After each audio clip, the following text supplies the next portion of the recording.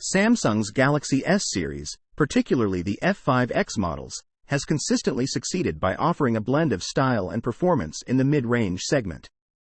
While Samsung has shifted from frequent spec upgrades to optimizing value, criticism has arisen from fans desiring more significant improvements. The Galaxy A55, crucial in cost-conscious mid-range markets, faces stiff competition from Chinese manufacturers boasting high specs at competitive prices. To counter this, Samsung's strategic move includes introducing a metal frame, providing a premium look and feel.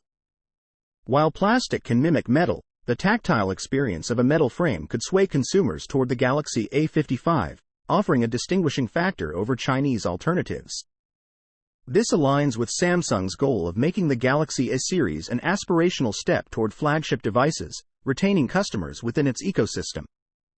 By incorporating premium features like metal frames in mid-range phones, Samsung aims to enhance appeal and keep customers in the Samsung fold.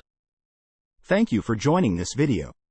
If you enjoyed it, please give it a thumbs up and subscribe below. Peace out.